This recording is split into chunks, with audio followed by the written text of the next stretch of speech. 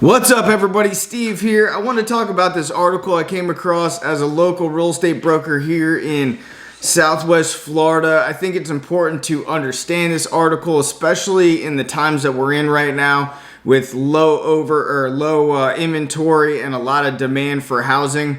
Anytime you're buying a house, it is important to understand that, you do have to make compromises in many cases unless you just have a shit ton of money. And people have to understand going into the home purchase that they're going to have to sacrifice a little bit. They're going to have to make compromises of really making a list between their wants and their needs.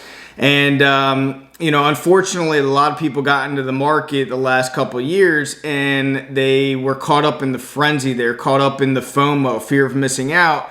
And it's led to a lot of people really unhappy with the properties that they're in because they really made drastic sacrifices. So let's dive into this. It says 75% of successful buyers have regrets. Today's successful buyers are happy they got a home, but some who made trade-offs to win a bidding war have regrets after they move in. A new Zillow survey finds even those who are successful often make compromises and can suffer from buyer's remorse. And I think, unfortunately, many times, whatever we're buying, even in, if it's a vehicle, we do have some sort of buyer's remorse at times. Zillow's survey finds 3/4 of those who successfully purchased a home in the past 2 years say they have at least one regret about buying the home they bought. About 1/3 of new home buyers regret buying a home that needs more work or maintenance than inspected. Which is 32%. A similar percentage regret buying a home that is too small.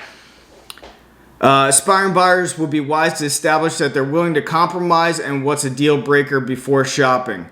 A checklist can help home shoppers establish their needs versus their wants. 38% wishing that they had spent more time searching for a home or weighing their options. About 1/4 would have shopped for and purchased a home in a different area. Almost 28%. Nearly 2 in 5 say they ended up in a location that increased their commute time 39%, while 32% purchased a home that was smaller than they initially planned. Buyers can get distracted by a pretty kitchen or great staging when they should concentrate instead on a home's two biggest factors, its layout and its location. And now I got some tips here we're going to take a look at.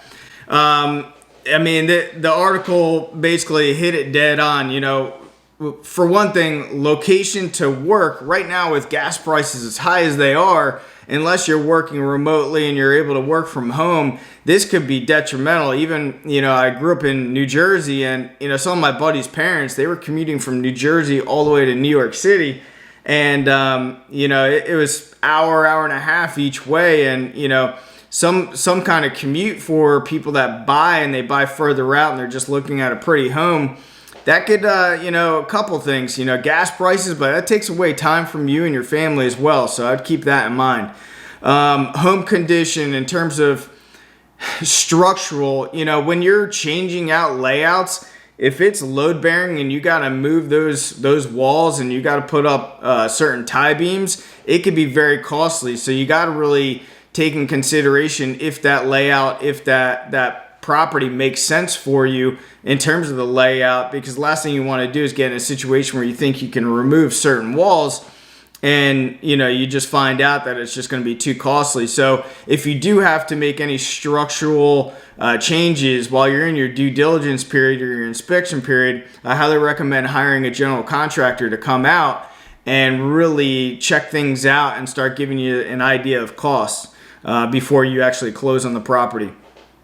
I would also concentrate on size, room for growth in a growing family. If you guys are buying a property and you find it's just too small, or you're actually working from home and you need additional space for an office or whatever the case is, and you actually have to build onto the property, or if you're in a condo like the condo we're in now, we are selling it, and it is a great condo and everything else, but I can't just add another bedroom in this place because we're in a condo. So you want to make sure that, you guys definitely have room for growth if you guys are a growing family or if you work from home.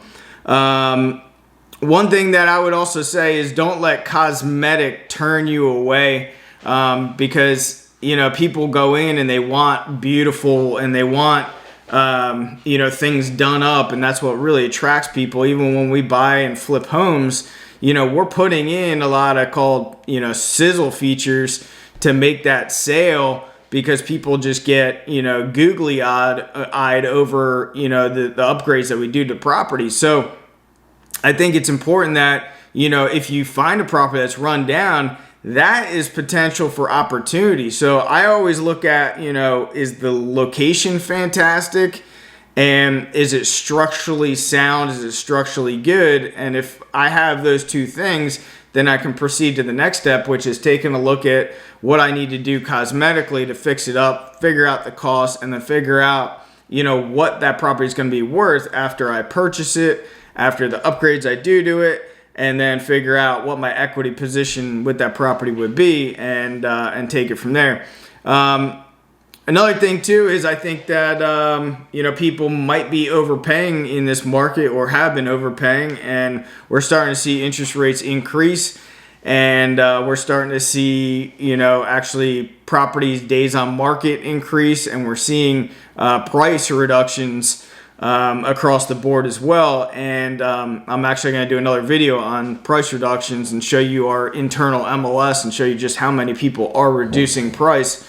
Because, you know, the market is changing. The real estate market is shifting in Southwest Florida. Every market is different. So, anyway, if you guys are in the process of purchasing a home, I would highly take in consideration these things. And remember, you can't change location, and it's very difficult to change the actual structure of the house unless the value of the land is tremendous. And you can broom that house, meaning tear it down and rebuild a house. But number one on that list has got to be location, and, you know, take in consideration commute to work or whatever the case is. Number two on that list for us is structural. You know, want to make sure that the house, the layout, everything is good. Do we have room for growth?